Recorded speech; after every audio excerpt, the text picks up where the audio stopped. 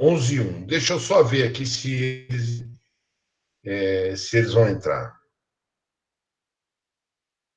Pânico, né? Estou tentando.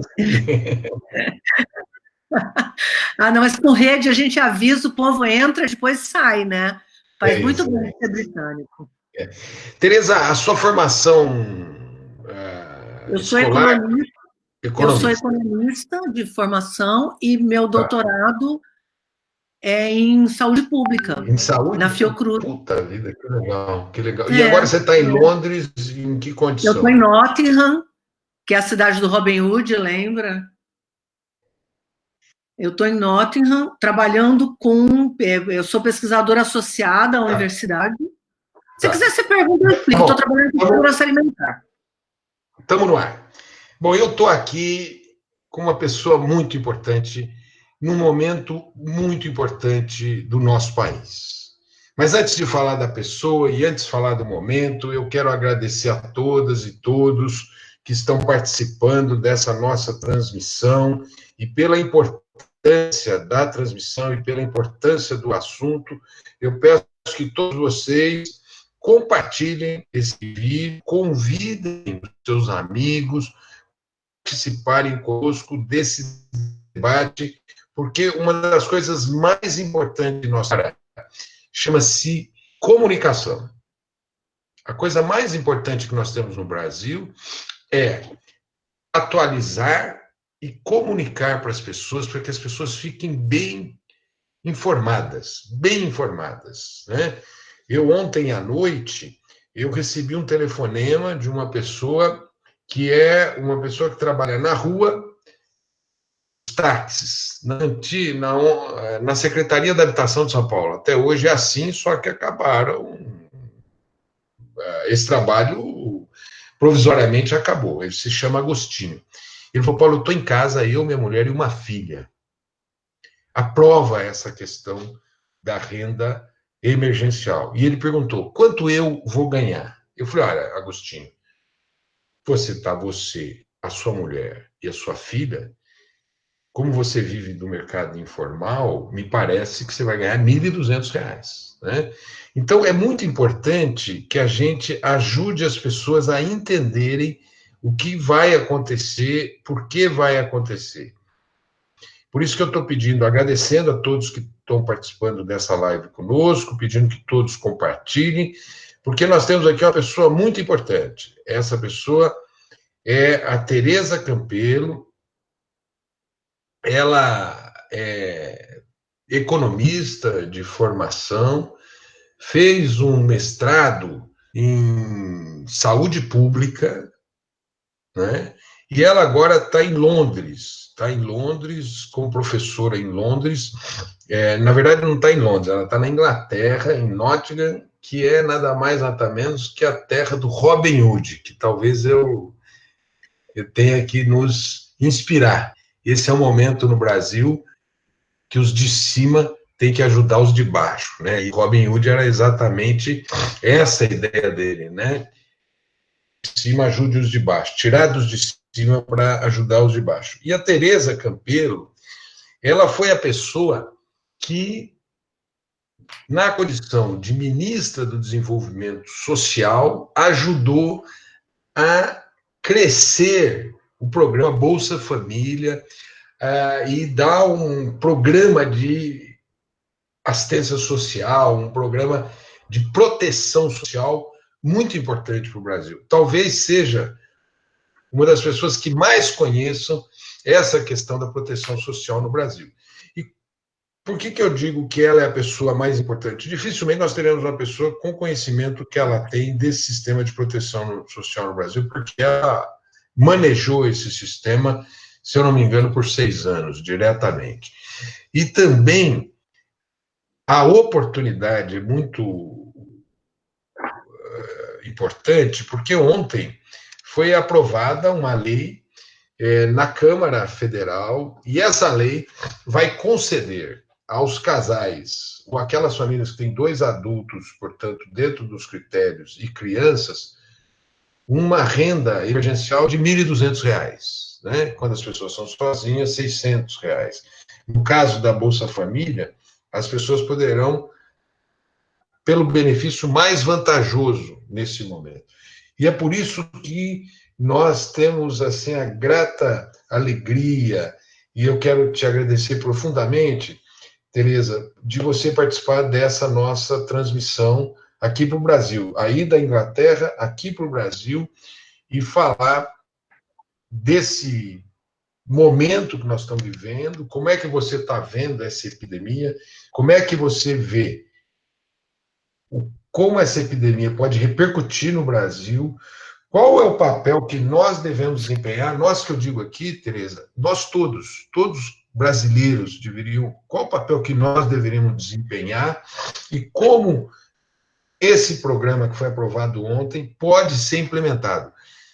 Por exemplo, se a ministra fosse Tereza Campelo, que não é, mas se fosse você, como é que você implantaria? Porque se você disser para nós como é que você implantaria,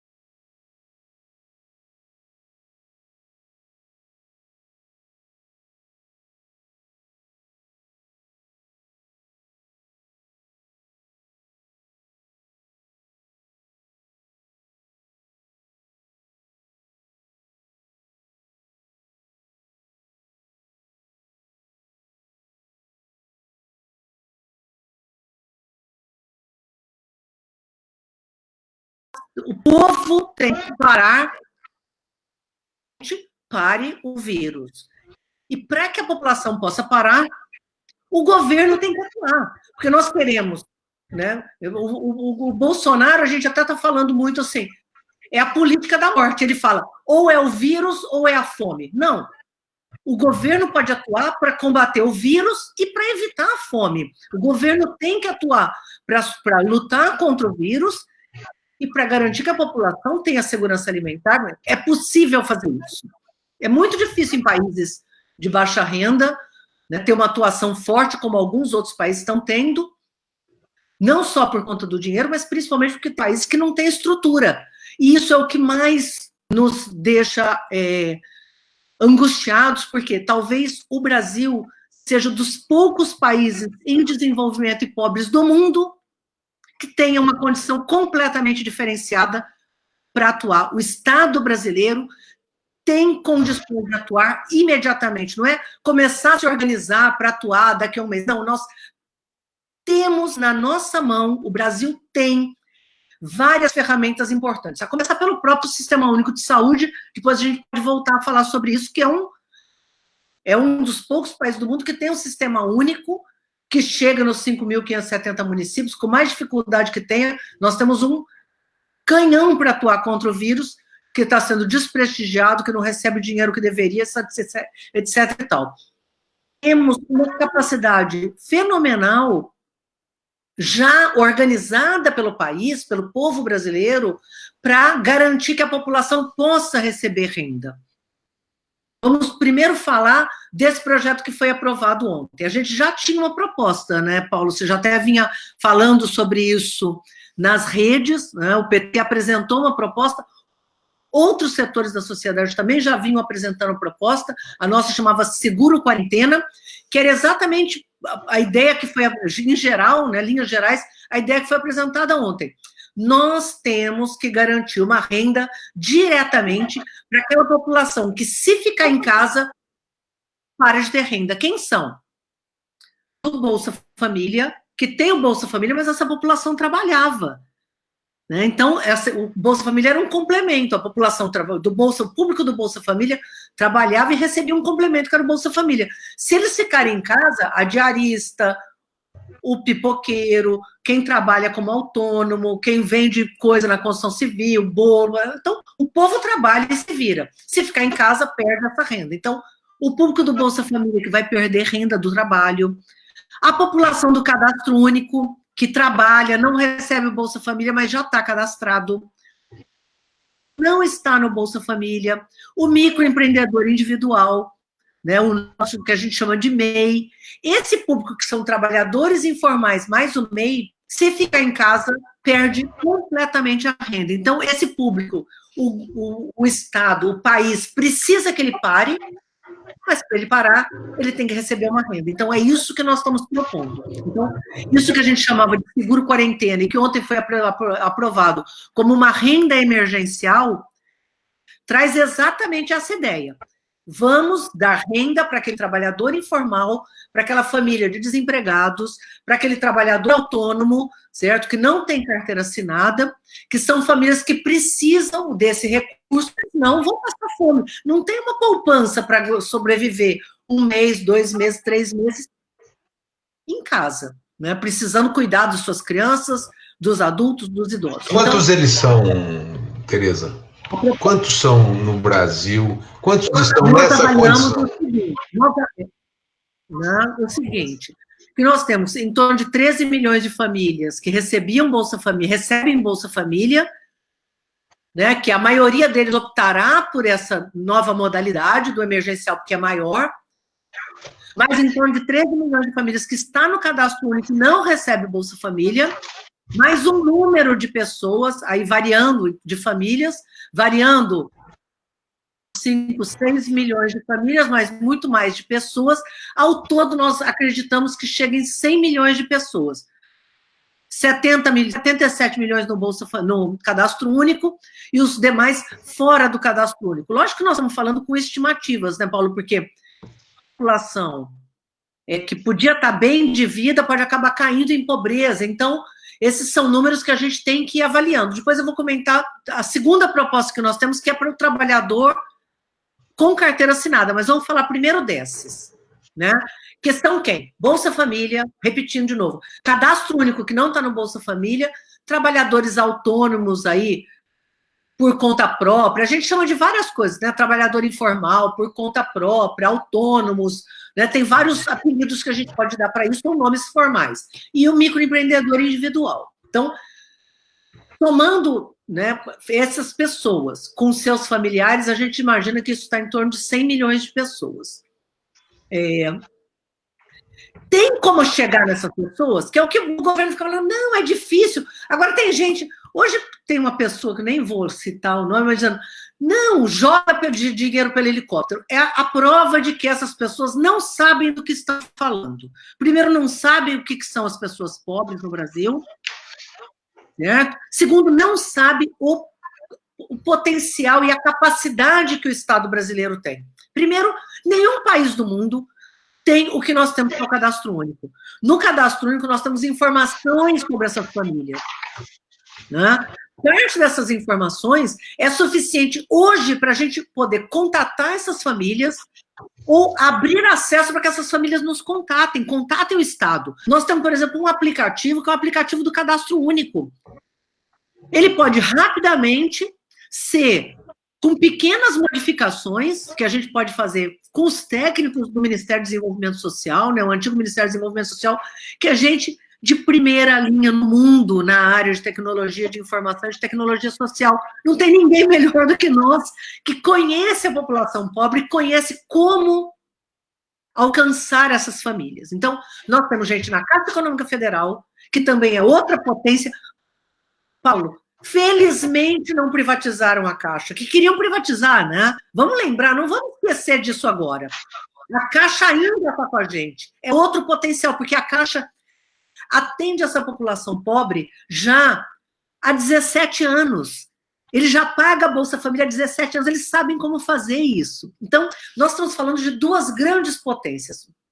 Ministério do Desenvolvimento Social, com alto conhecimento sobre tecnologia da informação, Caixa Econômica Federal, alta tecnologia sobre como fazer isso, como pagar. Então, rapidamente a gente podia modificar esse aplicativo, né? E as pessoas contactarem, no cadastro único, entra lá no aplicativo, né? Não vai falar, obviamente, que não é pela uma mensagem.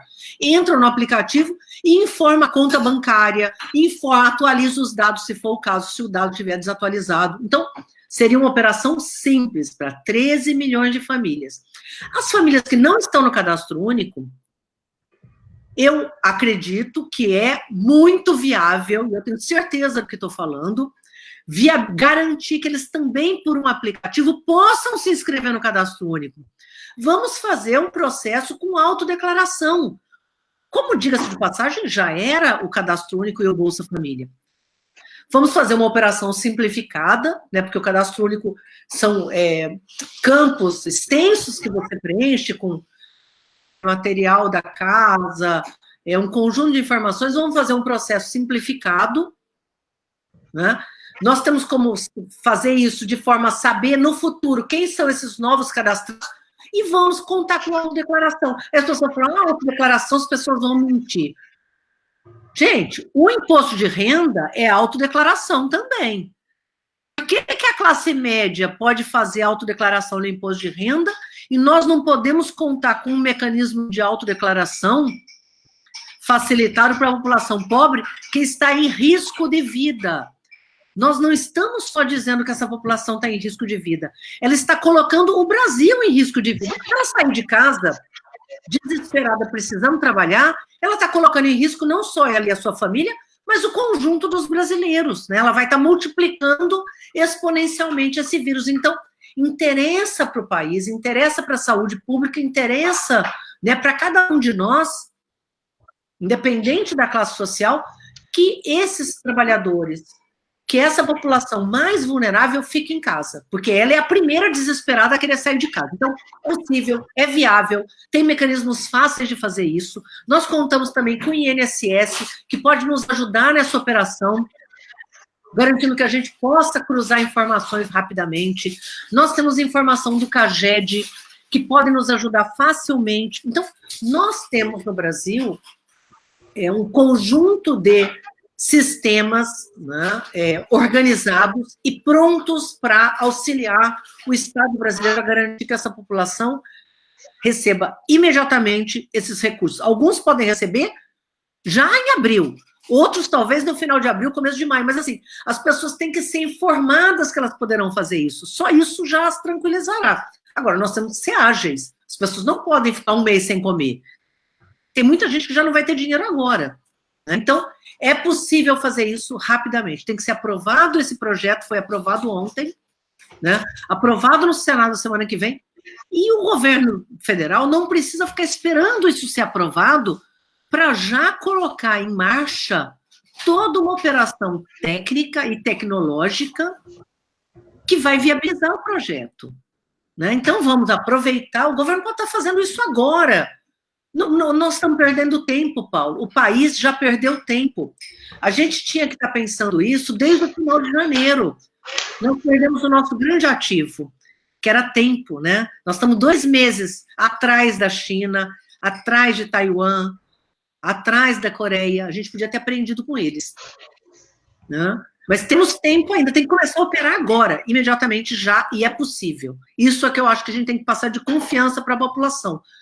E temos que nos mobilizar para pressionar o governo para que ele pare de levantar questões absolutamente superáveis. Então, Tereza, em primeiro lugar, eu achei importante você dizer o seguinte: ele foi aprovado ontem na Câmara. Eu acho que a aprovação da Câmara já deu todos os elementos para aprovação do Senado. Não tem muito o que fazer agora no Senado. O Senado agora é pegar o projeto da Câmara e, digamos assim, aprová-los. Certamente, se alguém quiser fazer qualquer implementação, fazê-lo rapidamente, aprovado no Senado, depois vai à sanção do presidente, e ele já poderia estudar como é que ela vai implantar. E você disse que nós contamos com 4 grandes cadastros no Brasil e com equipes muito importantes que podem implementar rapidamente, que é o MDS, não é isso?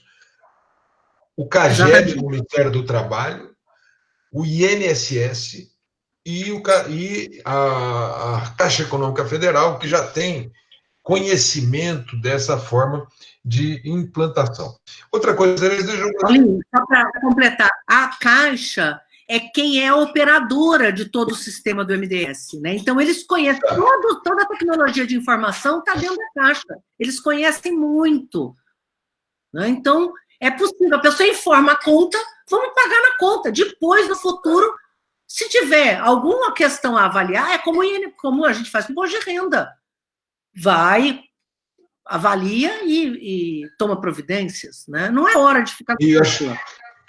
Eu achei importante você dizer o seguinte, isso pode ser autodeclaratório, porque hoje o imposto de renda é autodeclaratório, eu que declaro quanto eu ganho, não é isso que eu pago? É isso mesmo. E depois o sistema vai avaliar se eu declarei certo ou não, mas não pode ser o contrário, ficar checando e atrasando a vida das pessoas. Atrasando, e se tiver checagem de documento física, é o pior cenário. Nós não podemos fazer nada físico agora, as pessoas têm que conseguir fazer isso pelo telefone. É isso. Tereza, quantas pessoas estão nesse cadastro único, né, do Brasil? Quantas pessoas estão lá nesse cadastro único? Cadastros atualizados, né? Nós temos pessoas em cadastros atualizados, nós temos 77 milhões. Né? Que dá aí em torno de 27 milhões de famílias. 27 milhões de famílias. Ah, tá. Bom. 27. Tem que olhar direitinho. Esses dados, inclusive, são todos públicos, já desde a transparência fantástica que nós temos nessas informações, Paulo.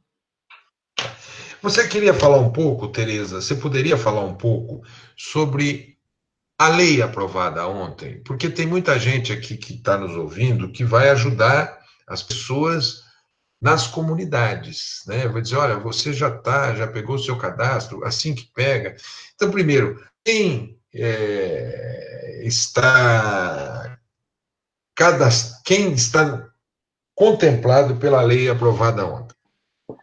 Como a gente comentou, né? Então, estão, só detalhando, porque a lei, na verdade, fala o trabalhador informal, né? Então, adultos, né, acima de 18 anos, teriam direito a um benefício de R$600.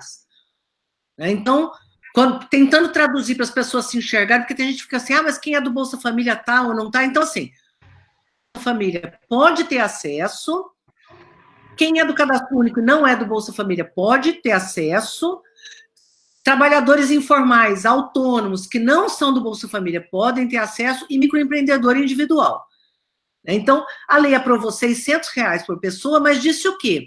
Que a família tem direito a um salário mínimo. A gente fez esse adendo, Paulo, inclusive com um alerta nosso, né, por conhecer muito essa população pobre, o Partido dos Trabalhadores levantou isso, né, através dos nossos parlamentares, que tem uma parcela da população grande, pobre, que você tem a mãe, que é o que a gente chama de monoparental, né? Você tem a mãe com os filhos. Então, se fosse só R$600 por pessoa adulta, seria injusto. Se tivesse uma família que é um casal sem filhos, ganharia 1.200. Se tivesse uma mãe com filhos pequenos, ela só ganharia 500. Então, estaria colocado uma injustiça. Então, nós fizemos uma alteração, propusemos uma alteração que foi aprovada, colocando o quê? Que você tem a família podendo receber até R$1.200. Então, dá um valor até um pouquinho acima do salário mínimo, né, que hoje é R$1.045. Então, e quem é do Bolsa Família, a maioria da população das famílias do Bolsa Família recebem menos do que R$1.200, né? Muito menos. Em média, recebem R$190. Então, alertar essa população, que é a que mais rapidamente poderia receber, o governo aprovando, ele já, na folha do mês que vem, ela já podia estar recebendo esse valor de 2 salários, de um salário de R$ 1.200, desculpa, em vez de receber o Bolsa Família. Isso podia só dar um comando, tem que ser feito rápido, para a gente ter um comando a tempo de gerar folha para o mês que vem. Não vou entrar em detalhes, porque isso aí é o governo que tem que manejar. Ele tem uma mesa de operação. Ele tem como fazer isso facilmente. Deixa eu fazer uma pergunta, Tereza. Então, você diz o seguinte, quando tem uma família, tem 2 adultos na família, recebe até R$ 1.200, nessa condição do cadastro único. Então, por exemplo, se tiver nessa família 3 adultos, 4 adultos, quer dizer, mãe, pai e 2 filhos acima de 18 anos, para eles 4, a renda será de 1.200? Ixi, Paulinho, agora eu teria que dar uma olhada na última redação que saiu ontem à noite, né? Tá. Você tem essa informação para dar? Porque senão a gente podia fazer... Eu tinha recebido uma versão como sendo a última versão, mas eu vi que saiu uma segunda e eu não consegui ter tempo de ler ainda. Se você... Tá, eu te mando o projeto, a versão final aprovada. Te mando hoje. Mas você tem como responder isso? Senão que a gente pode... Deixa eu aqui, vamos fazer o seguinte, eu vou pedir para o pessoal meu da comunicação já te mandar. Olha, deixa eu ler aqui uma primeira síntese, olha. Receberá benefício de 600. Toda pessoa maior de 18 anos de idade, sem emprego formal, sem benefício previdenciário ou assistencial, seguro-desemprego ou programa de transferência de renda federal, exceto Bolsa Família. Receberá também benefício de 600, o maior de 18 anos, com renda familiar mensal per capita de até meio salário mínimo, ou renda familiar mensal total de até 3 salários mínimos, que não tenha recebido rendimentos tributáveis acima de R$ 28.559,70 em 18, e que exerça atividade na condição de microempreendedor individual, MEI, contribuinte individual do regime geral da Previdência Social, ou trabalhador informal de qualquer natureza inscrito no CAD único. Fica limitado, acho que a minha pergunta talvez esteja respondida nesse item aqui, Tereza. Ó. Fica limitado a 2 membros da mesma família o recebimento do benefício. É isso mesmo. Era essa a redação que eu tinha anterior, eu fiquei com medo de que eventualmente tivesse caído. Tá. Portanto, se tiver... Então, de fato... Desculpa, fala. Não, pode falar, Paulo.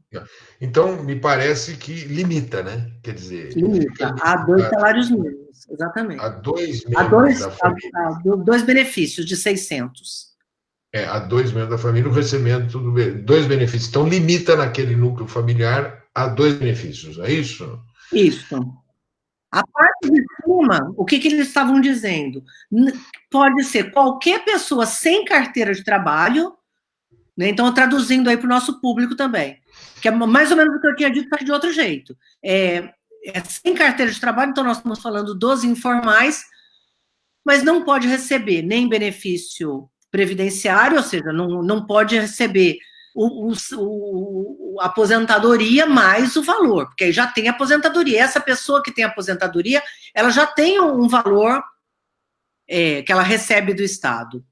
Ou BPC, porque quando fala outro benefício assistencial, é BPC. Né? Fora isso, é o Bolsa Família, que sempre é menor que esse valor, né? 99,99% dos casos. Então, você acha que o pessoal do BPC vai migrar para esse benefício? Não, o BPC nem pode, já é um salário mínimo. Não pode, né? Não pode. Já é um salário mínimo, certamente vai ser melhor. Tá.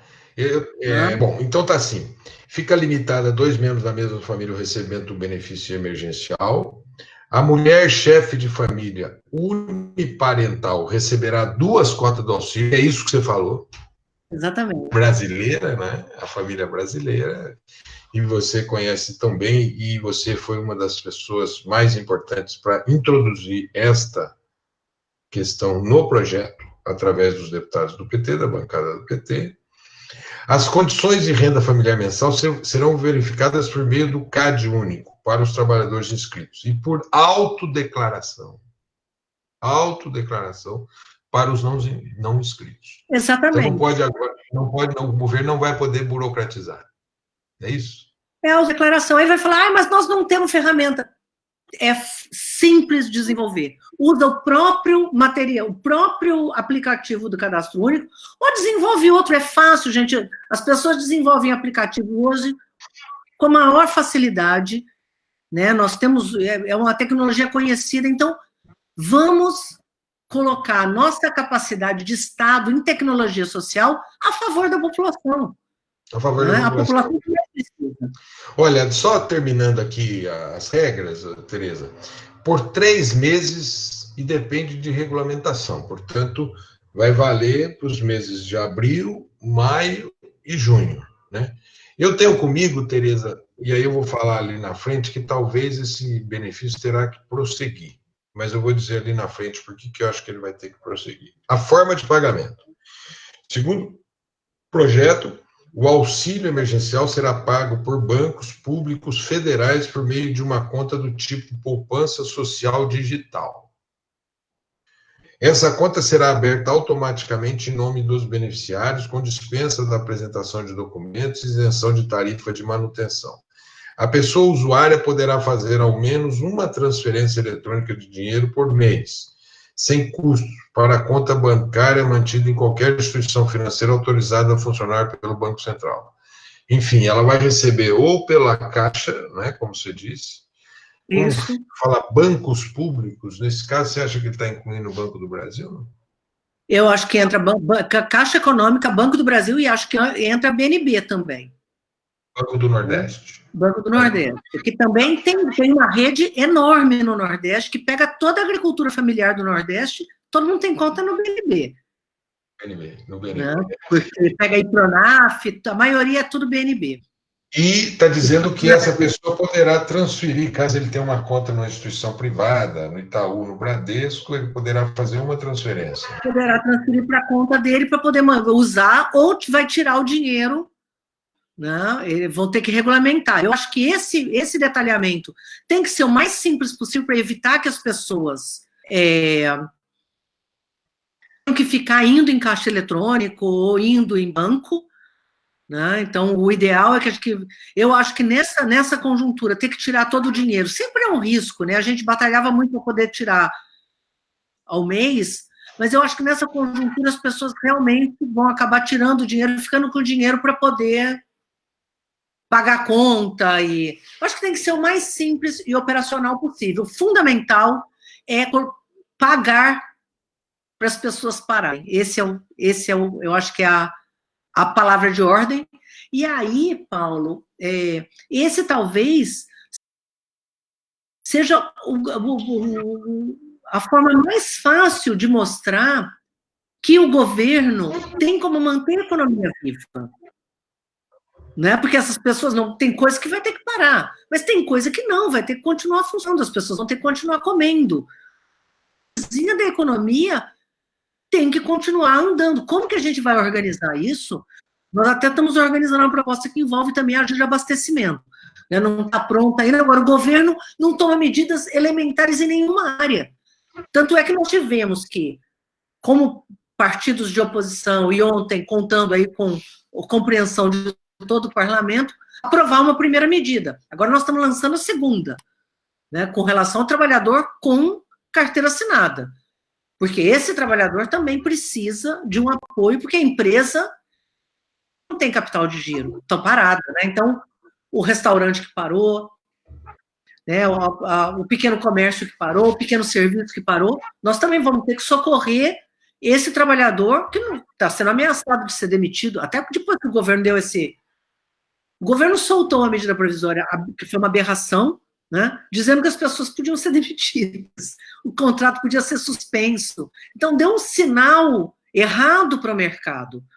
O sinal que ele tinha que dar para o mercado é o seguinte: não demitam ninguém, que nós vamos criar condições para que vocês atravessem este período de dificuldade, né? Que vai ser de 3, 4, 5 meses. Não demitam ninguém. Mantenham os seus trabalhadores, porque nós precisamos da economia viva quando isso acabar, e vai acabar.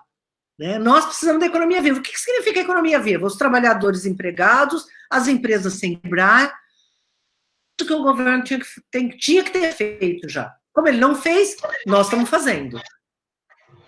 Ô, Tereza, deixa eu repassar aspectos da sua fala que eu julgo importante repassar. O primeiro aspecto foi isso. O governo, na verdade, propôs um benefício de R$200, não foi? Foi. E a oposição, o PT, depois o PT se juntou ao PCdoB, ao PSOL, ao PSB, ao PDT, à Rede, e esses 6 partidos disseram, não, R$200 não, nós queremos um salário mínimo. E ontem nós conquistamos esse benefício. Então, mostrar isso é importante. Nós, numa crise tão profunda como essa, estamos dizendo o seguinte, o povo brasileiro tem que ser tratado assim, né? E ontem nós tivemos essa conquista. Contra o benefício de R$200, um benefício de R$1.200 para as famílias. Esse aspecto que você falou.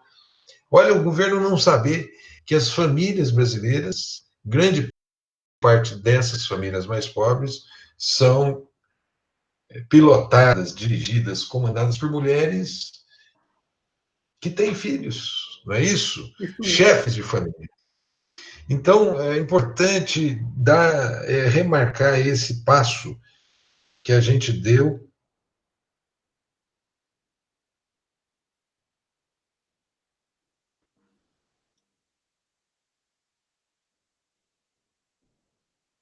Falhou um pouquinho, Paulo.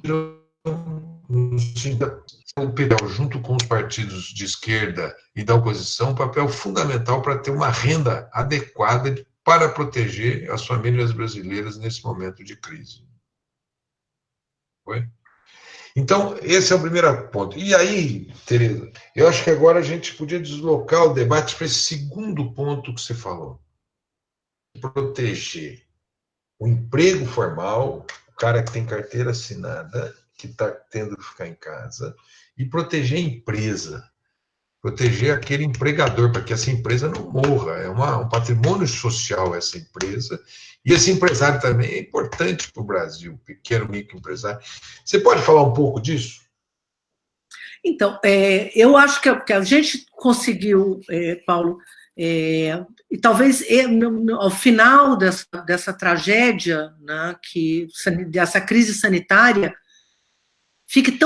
vai ficar claro para a população essa questão do trabalho, né? Acho que o governo deu a prova, assim, não só da mesquinharia com esses R$200 que eles apresentaram para o trabalhador informal, como deu prova de que ele não sabe do que ele está falando. Né? E assim, não pouparam dinheiro para grande, quando é banqueiro, quando são os grandes, quando são os milionários, o governo pensou já em alternativa. Então, nós nem estamos discutindo esse público, porque nós já sabemos que é com quem o governo está preocupado. Nós estamos preocupados com o que vai acontecer com o conjunto da grande maioria dos 99% da população brasileira. Então, quando ele propôs os R$200, ele se inspirou no Bolsa Família, o que mostra que ele não entende do que é a população de baixa renda. Ele acha que o público do Bolsa Família, que recebe, em média, R$190, vive com esses R$190. Ele não compreendeu que esse trabalhador tem a renda dele, que os R$190, em média, é um complemento. Por isso que ele propôs 200 para os outros. Quer dizer, ele não entende que o povo trabalha.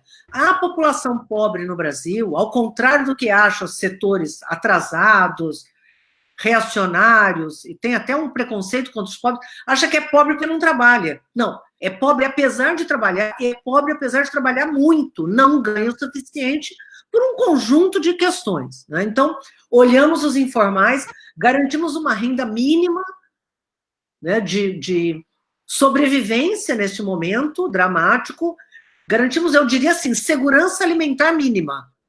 Né? Foi isso que nós garantimos, né, com os R$1.200. Agora, tem uma parcela enorme da população brasileira que são os trabalhadores formais, 37 milhões de trabalhadores formais, Paulo, nós temos no Brasil. Ou seja, trabalhador, para usar o termo que a população está acostumada a usar, trabalhador com carteira assinada. Nós temos 37 milhões de trabalhadores com carteira assinada. A maioria recebendo aí menos de 3 salários mínimos. A imensa maioria.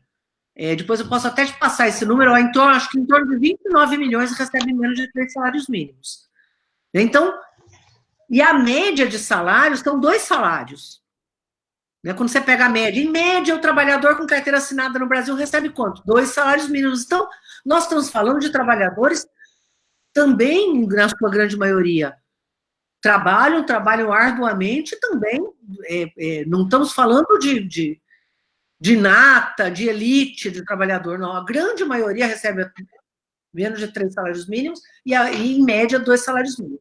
Esse trabalhador também está em risco. Por quê? Porque ele quer se proteger, quer proteger a sua família. Nós queremos que ele faça isso não só para se proteger e proteger a sua família, mas para proteger o conjunto da sociedade. Locais fechou o restaurante, fechou o armazenzinho da esquina, fechou o cabeleireiro, fechou autopeças, está fechando. Nós queremos que feche, queremos que fique aberto serviços essenciais de saúde, de alimentação, de segurança. Então, se nós queremos que feche, nós temos que garantir que isso vai continuar funcionando. Bom, a maior parte dessas empresas não tem como pagar a folha de pagamento, porque ela paga com o giro. Não sei se essa palavra é comum para todo mundo, mas assim, eu recebo esse mês, o que eu recebi, o que eu faturei no mês passado, eu pago o meu salário. Então, ela precisa estar faturando para poder pagar, ela não tem um monte de dinheiro estocado.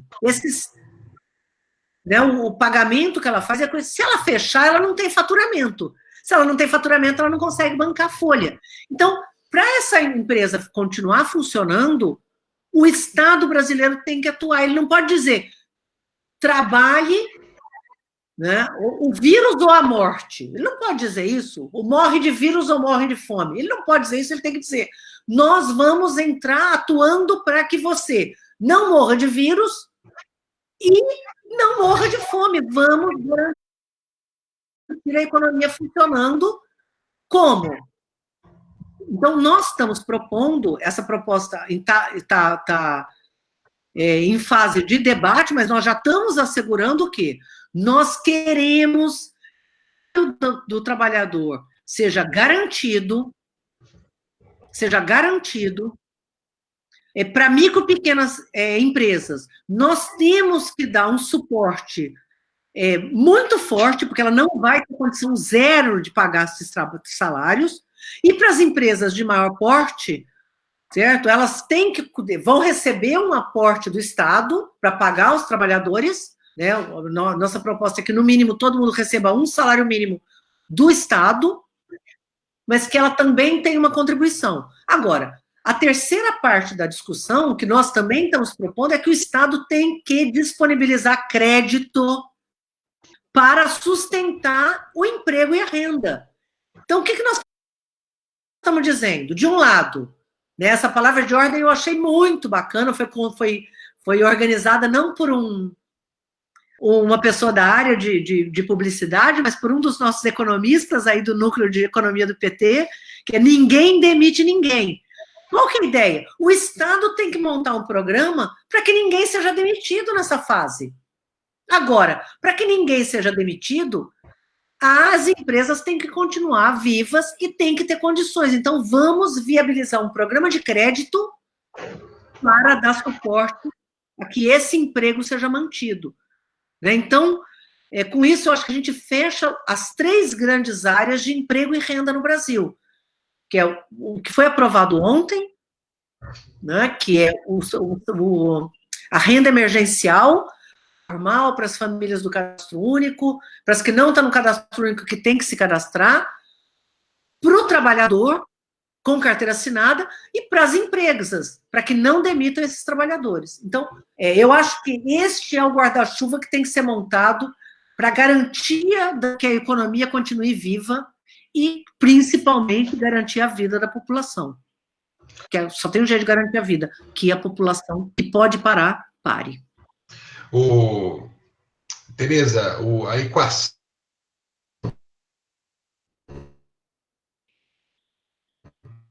ou você morre do vírus ou você morre de fome, né? A nossa equação é diferente da do Bolsonaro, né? A nossa equação é: você não morre de vírus, a gente não quer que você morra de fome, a gente não quer que você perca o emprego e nós não queremos que a empresa quebre. É uma equação. Que as empresas morram também, exatamente. Que as empresas morram, não é isso? Não. Nós não queremos nem que as pessoas, nem que as empresas morram e nem que os empregos acabem. E aí você fala, ó, achei muito bonita essa frase: ninguém demite ninguém. É como aquela história: ninguém larga a mão de ninguém, né? Então, muito emocionante essa frase: ninguém demite ninguém. Você está propondo que esse benefício de um salário mínimo seja estendido também para os trabalhadores formais, não é? Exatamente. E, portanto, o Estado entra com um salário mínimo. No mínimo, né, Paulo? A empresa complemente o salário. No mínimo. Em alguns casos, a gente está avaliando pagar mais do que isso, mas não para grandes empresas. Não tem cabimento um banqueiro, a gente pagar o salário de um trabalhador que recebe 10 mil reais de um que trabalha num banco, né, que tem renda, que tem recurso. Certo. Então, a gente está fazendo isso, mas a ideia é pagar um salário mínimo para todo mundo e que, em alguns casos, a gente pague mais que isso, garantindo nessa ótica das empresas pequenas, né, e do trabalhador. Então, proteger o trabalhador, proteger essas empresas pequenas que, se não tiverem um apoio, vão quebrar, mas também garantir crédito para as grandes e para as pequenas também, para elas poderem atravessar este período. Nossa avaliação é que existem recursos, Paulo, e que é necessário viabilizar isso imediatamente também e dar esse sinal. O governo tem que dar esse sinal. Não demitam ninguém. O governo está dando o sinal oposto. Não, acho que vocês podem demitir, vamos cortar 50% do salário. Gente, que país nós estamos vivendo? Né? Que loucura é essa? O mundo todo se mobilizando, ao contrário, um governo de morte mesmo, né? É isso. É isso. E aí, Tereza, então, repete um pouco para a gente essa fórmula que você fez da manutenção do emprego, por favor, porque é muito importante essa fórmula que o NAP está construindo e que você ajudou a construir e está falando. Isso. Mais uma vez, para quem trabalha, para o emprego formal. O emprego formal. Então, essas duas propostas que a gente fez nesse núcleo, que é um grupo grande de militantes, economistas, progressistas, comprometidos com a agenda de desenvolvimento inclusivo e preocupados em atuar agora. Então, o que nós estamos tentando mostrar? Que existem saídas, que essas saídas não são saídas estratosféricas. Como nós fomos governo, temos experiência, nós sabemos o que nós estamos dizendo. Nós não estamos fazendo uma proposta estapafúrdia, não, nós estamos fazendo uma proposta viável. E dizendo, olha, os mecanismos são esses. Nós vamos, hoje à tarde, apresentar essas duas, isso no papel mesmo, para que nossa bancada, inclusive, possa apresentar isso. Mas a ideia é o quê? No caso do emprego, que é o trabalhador com carteira assinada, a palavra de ordem fundamental é o quê? Manter os empregos. Ninguém demite ninguém, é a palavra de ordem.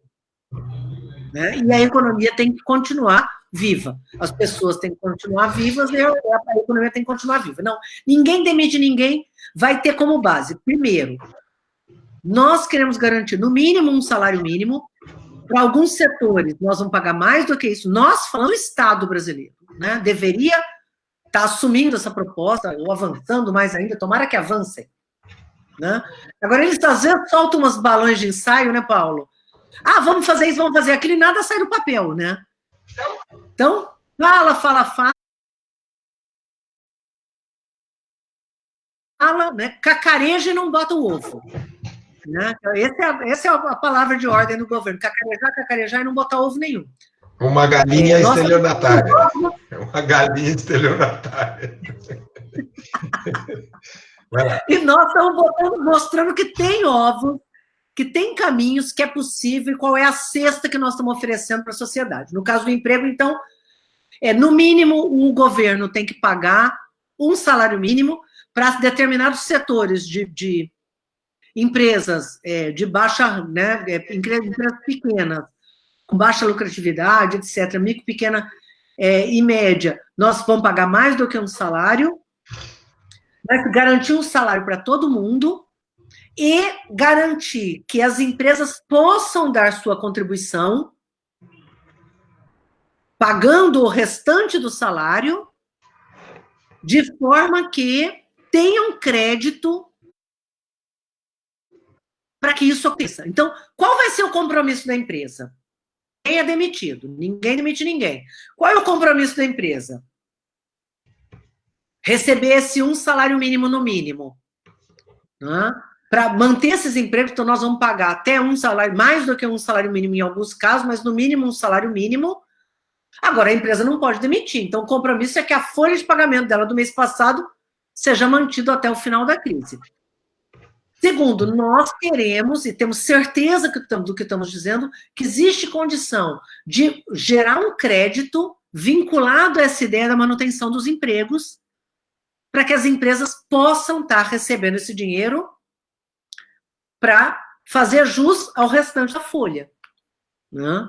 Então, isso está sendo detalhado agora, no momento que nós estamos falando, eu espero até que já tenha terminado. Então, um quarto pilar disso, Tereza, que seria as taxas públicas, abrir mão de impostos e taxas públicas para algumas empresas? Não? Exatamente. Tem uma proposta que também nós já formulamos, que o conjunto das obrigações, elas sejam adiadas. Tá. Certo? Então, vou até pegar do jeito que está escrito aqui, né? Suspensão da cobrança de tarifas de água, energia elétrica e demais serviços públicos durante esse período, suspensão da cobrança de impostos, encargos sociais e taxas, e dessa linha vinculada ao compromisso de manter os empregos, que eu acho que isso permitirá que as empresas atravessem esse período dramático, dando suporte para os seus trabalhadores, ajudando a sociedade a ter confiança. Né? Então, essa ideia, Paulo, de que se a economia parar, né, se as empresas pararem, ainda é uma ideia completamente equivocada. Completamente equivocada. Isso aconteceria, né? Então, isso aconteceria se... Eu acho que tem duas tragédias que poderiam acontecer. Uma do ponto de vista... Se a sociedade não parar, se as empresas não pararem, nós teremos duas crises de difícil avaliação da dimensão. Acredito que dramático. Nós estamos falando em milhares, mas eu acho que falar em milhares de vidas será pouco para definir o que vai acontecer no Brasil. Mas, então, vamos ter um pico de gente adoecendo. Se o povo não parar, vai ter um pico de gente adoecendo, e à medida que esse pico acontecer, a rede do SUS não vai, mais a rede privada, não vão dar conta de cuidar das pessoas. Se isso não vai ter leito suficiente, não vai ter cama de UTI suficiente, não vai ter respirador suficiente, elevar um valor exponencial o número de mortes no Brasil, de forma completamente desnecessária. E, ao mesmo tempo, né, se tudo parar e nada for feito, nós também vamos ter uma redução, um impacto no PIB gigantesco. O Estado tem que atuar das duas formas. Uma, garantindo que a população pare, e com isso, menos gente fique doente, e menos gente tenha que ser atendido pelo SUS, né, tenha que usar leitos hospitalares, tenha que usar leitos de UTI, tenha que usar respiradores e assim por diante. E, ao mesmo tempo, o Estado tem que atuar forte para evitar que Na crise, a gente vai lá no fundo do poço. Então, não tem o pico de gente doente e não tenha o fundo do poço da economia. Como que você atua para não ter o fundo do poço da economia? Entrando fortemente, apoiando a população com renda, o trabalhador com salário e as empresas, né, injetando dinheiro e liquidez na economia para que essas empresas possam sobreviver e pagar os trabalhos, os salários, suas contas, principalmente o nosso trabalhador. Então, se a gente fizer essas duas coisas, a gente vai ter achatado a curva da doença e achatado a curva da crise econômica. Com isso, vamos atravessar, não vai ser fácil, vai ser difícil, muito difícil, mas é possível. É isso que nós estamos dizendo com as nossas propostas. E nós sabemos o que estamos dizendo porque nós já tivemos no governo, sabemos operar, temos as melhores pessoas para fazer isso e temos opção. O que está sendo feito até agora, Paulo? Pergunto. Por falta de tecnologia, não, nós temos tecnologia. Por falta de inteligência, não, nós temos inteligência no Estado brasileiro para fazer isso. Por falta de conhecimento na ciência, não, nós temos esse conhecimento. Por falta do quê? Por falta de decisão política, por escolha desse governo. Isso é que é o pior. O governo está fazendo as escolhas erradas. A escolha de mobilizar a população para ir para a rua. E com isso é uma mobilização criminosa, e eu acho que nós temos que denunciar muito fortemente. Tereza, como da primeira vez, o governo propôs um benefício de R$200. 200. Aí o PT, junto com a esquerda, falou, não, 200 não. Não vem com essa história para o meu lado, não. É 1.200. Tá certo? Agora, o governo propôs o seguinte, suspensão do contrato de trabalho sem salário. E nós estamos dizendo, não vem com essa história, não. E você está dizendo, ó, não é assim que faz. O Brasil não pode fazer assim. O que tem que acontecer é o governo ajudar com um salário mínimo, em alguns setores com mais de um salário mínimo. O restante do salário será pago pela empresa, e a empresa, para pagar o restante do salário, ela vai receber um crédito. Não é isso? Não. É isso Se mesmo. ela receber uma parte do salário, ela vai receber um crédito e ela pode abrir mão de alguns pagamentos de serviços e também de impostos e taxas. Então, da mesma forma que o governo veio com essa história de suspensão do contrato de trabalho, sem remuneração, nós estamos dizendo, não vem com essa história, não, que nós temos que preservar o emprego formal, temos que preservar a empresa e temos que preservar a economia, né? E aí, você falou, de um lado, a proteção da pessoa que vai ficar em casa. De outro lado, a proteção do emprego e da empresa.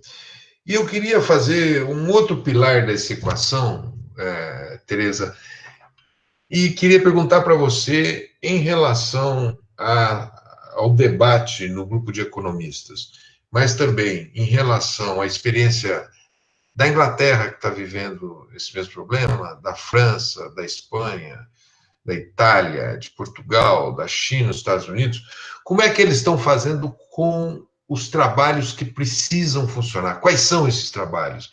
Porque a pessoa agora vai precisar ir ali no supermercado e comprar arroz, feijão, comprar óleo, comprar sabonete, comprar carne, comprar ovos, comprar frutas, comprar legumes, enfim, trabalhando essa ideia daquele núcleo da economia que deve funcionar, porque a gente está pedindo um monte de gente não trabalhar, mas tem uma parte da economia que vai funcionar nesse processo. Essa parte. Do ponto de vista, né, da situação de abastecimento, o que cada país produz, as situações são bem diferentes. Né? Agora, a grande questão, Paulo, acho que os governos têm tomado medidas diferentes, às vezes até adaptadas à sua realidade. Tem países que têm mais idosos, tem países que a maioria da população tem carteira, tem contrato formal de trabalho. Então, lógico que tem modulações diferentes, e nessa parte do abastecimento, em especial, as realidades são muito diferentes. Por exemplo, eu estou aqui na Inglaterra, né?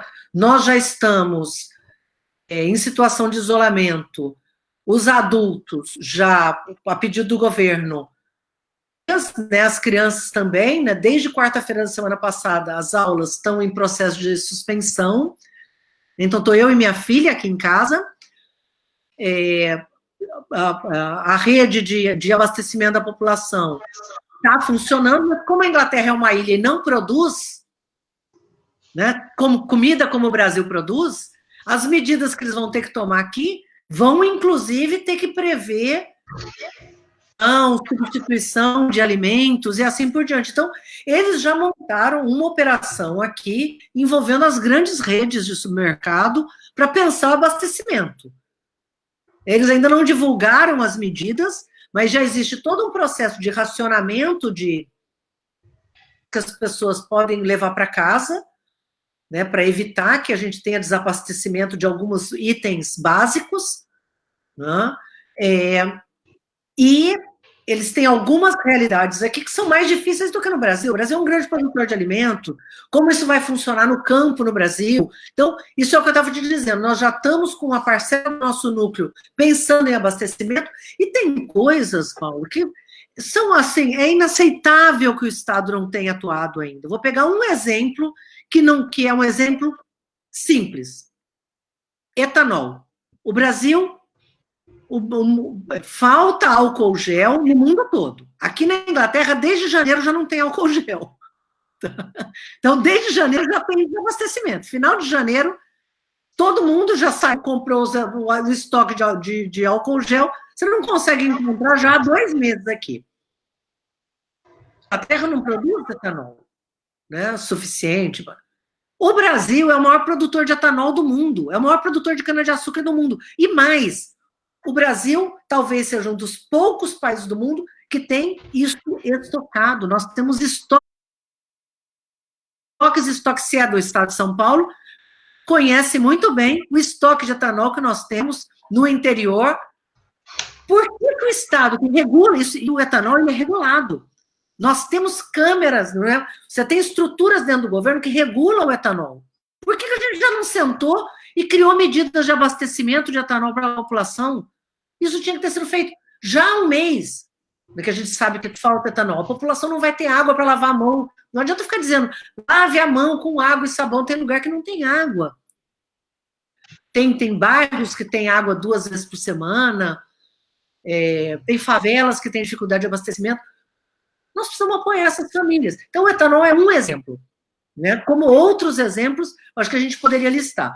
O Brasil tem que montar uma equação de abastecimento. Nós temos uma rede fantástica de produção no Brasil, familiar, dos nossos assentados, de médios produtores, de grandes produtores, que tem que, de sistema todo, como, né, o sistema alimentar como todo, que pensa transporte, que pensa circulação, que tem que ser pensado. É possível também fazer isso e é necessário. Quanto mais tarde a gente fizer isso, mais tarde a gente vai encontrar uma solução administrável. A gente vai acabar tendo gargalos e aí vai ser dramático, porque são gargalos envolvendo estoque de comida. Certo. Tereza, 2 coisas que eu queria repassar, que certamente você está acompanhando, mas o presidente da República, essa semana, ele fez um discurso, em primeiro lugar, que ele disse para as pessoas ir trabalhar. Né? Em segundo lugar, que ele pediu para voltar as crianças na escola. Né? Em terceiro lugar, ele falou que tem um remédio que cura o coronavírus, cloroquina. E ele falou que tem um remédio que cura o coronavírus. E você está aí, cloroquina chama esse remédio. Você está aí na Inglaterra. Né? Me fala dessas medidas todas. Primeiro, criança na escola. Criança na escola. Segundo, as pessoas trabalharam. Terceiro, o remédio que cura o coronavírus que o presidente falou. mandar as pessoas voltarem, né? Teve uma experiência parecida com essa, mas logo no comecinho, que foi o prefeito de Milão, dizendo Milão não vai parar. Logo depois, ele não só mandou parar, como foi a público pedir desculpas. E lá foi um dos lugares que mais morreu gente, não foi? Naquele morte da Itália. Exatamente. Não, e ele já saiu logo na sequência, eu acho que uma semana depois, ele já viu a comparação das cidades, as que tomaram medidas para, né, afastar a população e proteger a população, e Milão que teve esse anúncio dele, não pare, não pare, não, Milão não pode parar. O que aconteceu? Umas cidades conseguiram controlar a situação e Milão explodiu. O número de mortes, o número de doentes, uma situação dramática.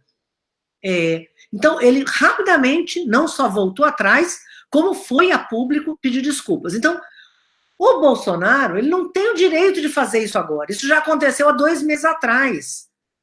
Então, gente, nós temos que aprender com o que foi feito de certo no mundo e com o que foi feito de errado, principalmente. Então, essas experiências de gente translocada, dizendo... Até porque não tinha... O vírus estava no começo, né? Naquele momento, se avaliava uma coisa ou outra. Agora não, gente, o vírus já está circulando no mundo desde o final de dezembro. Nós já sabemos o que aconteceu e o que não aconteceu. Então, não tem direito de falar para as pessoas irem trabalhar. Isso é chamar a população para uma ação kamikaze. É inaceitável o governo fazer isso. Segundo, dizer que as escolas podem voltar porque a criança não fica doente. Bom, a criança não fica doente, de fato, o número de crianças contagiadas, o número de crianças doentes é muito pequeno, mas as crianças transportam esse vírus de um lado para o outro, da sua casa para a escola e para os coleguinhas, né, e da escola para casa, para os familiares e para os idosos. Então, é uma das áreas de fácil controle. Né? É lógico que não é uma coisa simples mandar as crianças para casa. Né? Tem questões de segurança alimentar seríssimas, que a gente também já está discutindo faz tempo, Paulo, e que o governo não tomou nenhuma medida. Deixou a cargo dos governadores e dos prefeitos tentarem sair tomando medidas. Alguns fizeram, inclusive, tomaram medidas importantes. Né? Pegar um exemplo de que não é nosso, em Brasília, né? Repassando o dinheiro da merenda escolar para as famílias.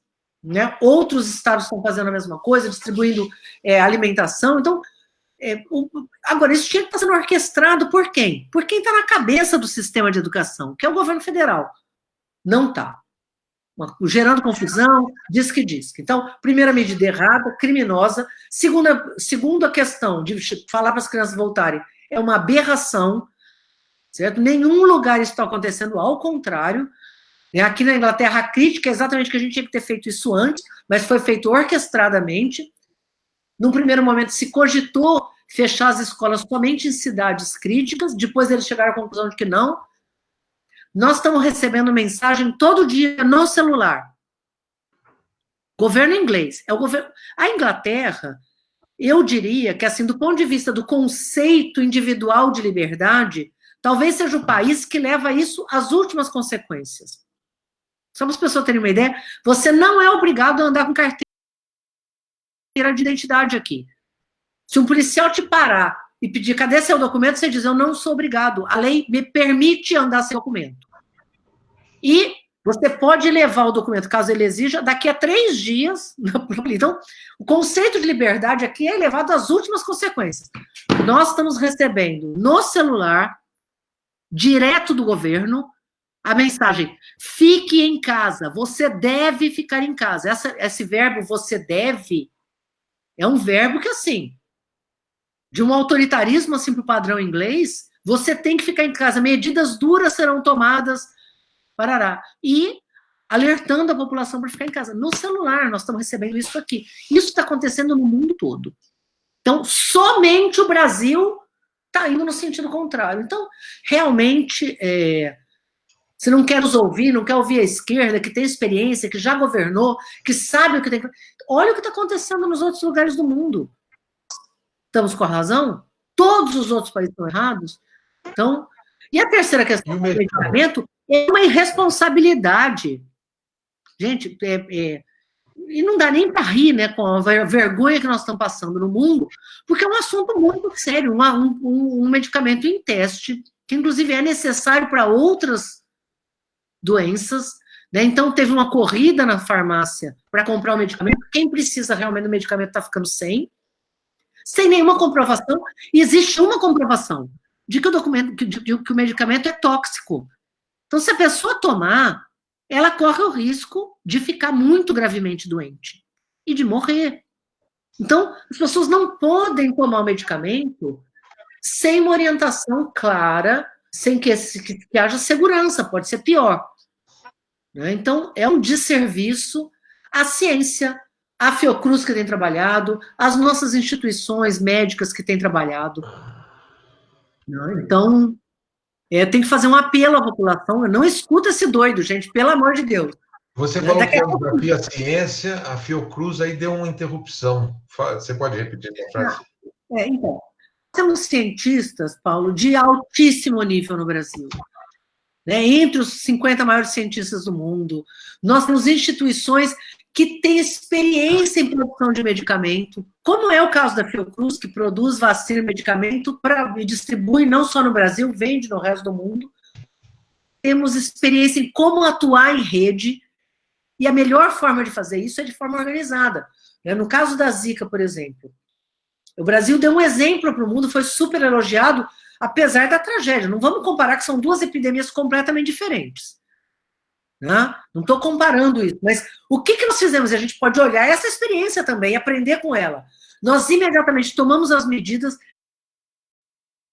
Era um período difícil, o governo estava em momento de sendo criticado, e mesmo assim assumiu o ônus de ser mais criticado ainda, declarou emergência médica, teve coragem de fazer isso, injetou recursos, chamou cientistas, principalmente o Sistema Único de Saúde, e disse, temos que trabalhar junto. Então, montamos as salas de situação para trabalhar em rede. Tem país que está tentando montar essas redes. O Brasil não precisa tentar montar as redes estão montadas. O SUS já é um sistema que trabalha de forma organizada. Governo federal, estados e municípios. Como que a gente faz com que isso seja mais harmônico ainda? Tendo alguém orquestrando essa filarmônica toda. Eles não, eles criam confusão, separam, E nós temos cientistas de altíssimo nível que estão trabalhando, inclusive em linha com o resto da ciência no mundo. E nós temos o governo, o presidente, que não é especialista em nada, muito menos nessa área, dizendo, não, esse medicamento é bom. Olha, é de uma temeridade. Daqui a pouco nós vamos lançar a campanha oposta. Se o presidente disser uma coisa, faz o oposto, Por quê? Tereza, para a gente ir concluindo, só queria repassar duas questões. Parece o Bolsonaro viajou, e na comitiva dele foram 23 pessoas diagnosticadas com o coronavírus. E até hoje ele não apresentou um exame. E parece que hoje aí na Inglaterra, o Boris Johnson detectou que ele contraiu o coronavírus, mas de uma maneira muito transparente, e ele é tão conservador, acho que um pouco menos, ele não é como o Bolsonaro, digamos, mentecapto, mas ele é muito esquisito, mas ele teve transparência no primeiro dia e disse, estou com o coronavírus, E por último, eu queria fazer uma pergunta para você. Eu não sei se com esta paralisação mundial da economia, você não vai ter o aquecimento global vai diminuir esse ano, possivelmente. Então, isso pode anunciar um inverno muito rigoroso no Brasil. Muito rigoroso. Então, eu queria perguntar para você o que você aconselha à liderança que está lá na vila, na Brasilândia, em Guaianazes, em São Mateus, no Jabaquara, no Campo Limpo, em Diadema, em Franco da Rocha, em Caieiras, em Osasco, Taquaquecetuba. Quer dizer, essas pessoas estão lá junto do povão, das pessoas mais pobres, ou no interior de São Paulo. O que você aconselha que essas pessoas façam para ajudar no inverno? Então, deixa eu falar primeiro bem rapidinho aqui, para a gente já estar bastante... São Carlos descalvado? Não, descalvado não. Bom, primeiro com relação ao Boris Johnson, por mais que ele tenha tido um comportamento errático, bem no comecinho, logo ele foi alertado pelos cientistas, sentou, escutou a ciência na Inglaterra, a área de saúde na Inglaterra, assim como no Brasil, ela é de altíssimo nível na área de saúde, também um sistema único de saúde, que a gente chama de NHS, né, e é muito, muito valorizado. Talvez a maior contradição, a maior diferença é que aqui todo mundo acha que o NHS é um patrimônio, né, e eu acho que talvez depois do coronavírus, todos os brasileiros vão achar isso também, que o SUS é um patrimônio do país, não é só uma coisa da população pobre. Mas assim, ele teve um comportamento logo no comecinho errático e logo depois tomou a frente, assumiu responsabilidades. A chamada e a palavra de ordem aqui é fique em casa e proteja o NHS. A chamada aqui é exatamente fique em casa e proteja o NHS. Por quê? Porque se você sobrecarregar o SUS da Inglaterra, vai ser pior para todo mundo, né? Então, ele foi muito responsável nesse sentido, valorizando o sistema único de saúde e a ciência. Aqui eles estão injetando dinheiro muito forte no sistema único de saúde, na ciência, bilhões e bilhões, e criaram a renda. 1.200 pounds, né, multiplica aí por 6 para saber quanto que isso vale. Pessoa. R$7.200. Por pessoa. Então, eles entraram muito forte, sustentando essas pessoas que têm seu emprego em risco, né? E ele, a semana passada, fez um chamamento à sociedade e começou a conversar com seus maiores opositores. O Labour, por exemplo, certo? Ao contrário do Bolsonaro, que brigou com todo mundo, inclusive com seus aliados, né? Brigou com o governador Caiado, está brigando com... Olha, é um negócio inacreditável. Glória. Governadores do Nordeste. No momento que você tem que se juntar, não tem saída, gente. Nós temos que nos juntar. É a única saída que nós temos, é nos juntar, trabalhar junto e numa mesma direção. Ele faz exatamente o oposto. Então, essa é uma questão. Segundo, com relação a mudanças climáticas, né? Eu acho, na verdade, que passado essa tragédia toda, nós vamos ter a oportunidade, talvez aqui, parte de nós em casa, né, Paulo, tenhamos uma oportunidade de fazer uma reflexão grande sobre mudança das nossas atitudes, dos nossos padrões de consumo, do que é importante, do que não é importante, de como é possível fazer as coisas ou não. E eu espero que isso nos chacoalhe, né? Não só como indivíduos, mas como coletivo, né? Nós somos daqueles que individual e nem vai jogar no indivíduo a responsabilidade de mudar o planeta. A responsabilidade é uma responsabilidade do coletivo, da sociedade, da mobilização. Então, eu acho que não vai nos dar o argumento que a gente não tinha, que é o que acontece com o mundo se a gente reduzir emissões. Então, eu acho que vai ser uma reflexão muito importante do ponto de vista de um outro mundo é possível, um mundo mais solidário é possível, um mundo mais sustentável é possível. Eu acho que a gente vai poder fazer esse debate com comprovação científica, né? Resultado dessa tragédia da paralisação do mundo. Eu acho que a redução eu não vi nenhum dado ainda produzido, mas eu acredito que a mudança nos padrões de mudança climática, ela não é sempre no curtíssimo prazo. Então, eu não vi nada ainda na ciência de que vai ter uma alteração no próximo inverno brasileiro. Né? Não sei se você viu, por isso que você está falando.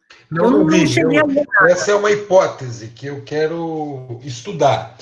Quer dizer, é claro que tem já um estoque de gás carbônico que está afetando a humanidade. Né? Agora, a paralisação de emissão é tamanha, né, que eu fico pensando se pode repercutir numa diminuição do aquecimento no curto prazo. É uma hipótese para a gente estudar, para esses cientistas. Como a gente está falando sempre em coisas para impacto em 10 anos, em 20 anos, quando a gente fala do aquecimento, né? Mudar 1 grau, mudar 2 graus. O desaquecimento é a primeira vez que a gente vai estar enfrentando. Então, isso é tão rápido. Vou pegar agora, fazer uma comparação com a pobreza, né? A pobreza vinha aumentando no Brasil. Todo mundo achava que quando começasse a diminuir, você vai diminuindo gradualmente. E a gente deu uma paulada na pobreza no Brasil e reduziu a pobreza, né, de 42 milhões para 14 milhões em 13 anos. Que o mundo inteiro olha e fala, gente, mas como que reduziu tão rápido, né? Quisera, né, que essa mudança pudesse imprimir alterações climáticas tão rapidamente. Isso ainda está para ser comprovado. Eu tenho a impressão que não vai alterar a curva para esse curtíssimo, né, 3 meses, 4 meses. Agora, tem uma questão envolvendo a população de baixa renda, principalmente em grandes bairros, grandes comunidades e favelas, em São Paulo, no Rio, em Belo Horizonte, no Pará, no Brasil todo, que nós temos que imediatamente começar a trabalhar. Por exemplo, eu acho que o Estado brasileiro deveria, e seria ótimo se ele fizesse isso, requisitar todos os hotéis, todos os motéis, todas as pensões, tudo isso está fechado, ninguém está viajando, não tem turista, não tem gente fazendo negócio, não tem gente viajando para negócio. Vamos requisitar isso. As pessoas falam, vamos requisitar para transformar em hospital. Transformar em hospital é uma parte disso. Vamos requisitar para colocar a população sã, Paulo. Tem uma parcela da população sã, idosos que estão sãos, que nós queremos que continue. A parcela da população que não tem problema nenhum. É idoso, ou está em risco porque é diabético, ou está em risco porque é cardíaco, ou parcela da população que vive em áreas muito aglomeradas. Se nós baixar lá, vai ter um rastilho de pólvora. Não tem como essa família que vive 7 pessoas num único cômodo se proteger do vizinho que vive 7 pessoas. Então, se o vizinho se contaminar, ela vai se contaminar. Isso vai ser uma... Então, por que nós não pensamos num plano de contingência, né, de áreas verdes? Então, você pegar um grande hotel, por exemplo, e hospedar essas pessoas. O governo paga, vai ser bom para o hotel. Não vão pagar diária de luxo, né? Era só o que faltava. Esse hotel vai ficar parado. Não é uma forma da gente remunerar esse hotel e encontrar espaço para essas famílias de baixa renda que estão sãs. Faz examitação, separa essas famílias, cria um ambiente onde ela possa ficar com conforto. Então, isso podia ser um plano de contingência a ser montado em áreas críticas. Pensando nisso, quer dizer, estamos nós, né, quem está preocupado com a população pobre. E isso é uma burrice, porque ao contrário do Ebola, eu li um artigo muito interessante que dizia o quê? O Ebola, eles criaram áreas vermelhas. Tinha uma região com Ebola, você isolava essa região e protegia para que o Ebola não saísse. Só que o Ebola, ele tem um processo de contágio, é muito mais lento que o do... Ele tem uma mortalidade altíssima, mas o contágio é mais lento. Você consegue criar áreas vermelhas e fechar a população onde ela está. No caso do corona, nós temos que criar áreas sãs protegidas. Vamos fazer isso antes que o vírus se... Né? Então, como proteger nossos idosos? A gente podia estar pensando nisso e não estamos. Então, temos um novo colega aqui. Temos uma parcela da população. Então, tem medidas que a gente tem que começar a ajudar, e a população, as comunidades, está criando, né? Tem uma rede solidária fantástica, né, Paulo? Acho que você conhece mais isso que eu, que as pessoas estão se virando, estão tentando ajudar os vizinhos, tem gente montando marmita solidária, então, existe uma rede. Agora, ela não pode ser uma rede que conte somente com a solidariedade, né, da comunidade. O Estado tem que ajudar, ou nós vamos ter impactos dramáticos nessa população pobre. Tereza, que privilégio de poder contar com uma pessoa com a sua experiência de vida e com o seu conhecimento e com o conhecimento e do conhecimento dos mais pobres no Brasil. É um privilégio ter tido esse período de conversa com você. Muito obrigado. Você é muito importante para o nosso país. Estou voltando, viu, Paulinho? Você, que bom, que bom. Isso demonstra também que é possível fazer um governo diferente do que eles estão fazendo, que se fôssemos nós no governo, se você fosse ministra, se fosse a presidente Dilma, o presidente Lula, o povo estaria em outra condição de proteção e a economia funcionando, os empregos funcionando, e o povo protegido e as medidas preventivas sendo tomadas. Então, é um privilégio poder ter contado contigo e muito obrigado. Essa é a palavra, mas muito obrigado com letras maiúsculas. E, como diz um amigo meu, Dom Angélico Sândalo, né, que eu preciso ligar para ele hoje, ele manda um abraço de quebrar os seus ossos. Não, nós estamos num momento que não podemos quebrar nenhum pedacinho, Paulinho. Mas é só para você sentir a força desse abraço. Querido, obrigado. É Luísa, sua filha? É Luísa. Luísa. Manda um Luísa beijo. Tá aqui. Tá manda bom. Um beijo para Luísa. Muita força aí, Paulinho. Obrigado. Força para vocês. Contamos com vocês que estão mantendo a nossa voz aí acesa, ativa. Né? Muito e obrigado. Comigo sempre. Muito obrigado. Olha, então um abraço a você, muito obrigado, e obrigado também a todos que participaram dessa live, que compartilharam, que fizeram seus comentários, e vamos juntos vencer esse mais dramático momento que o Brasil está passando. Talvez na história do Brasil recente nós não tivéssemos tido um momento mais dramático como esse. Uma crise econômica, o coronavírus e uma falta de direção política por parte do presidente da República. Isso vai depender de todos nós ajudarmos ao Brasil a superar. Obrigado, Tereza, e obrigado a todas e todos que participaram desta nossa transmissão sobre os aspectos da questão social do coronavírus. Muito obrigado. Boa tarde a todos, um bom fim de tarde, um bom final de semana.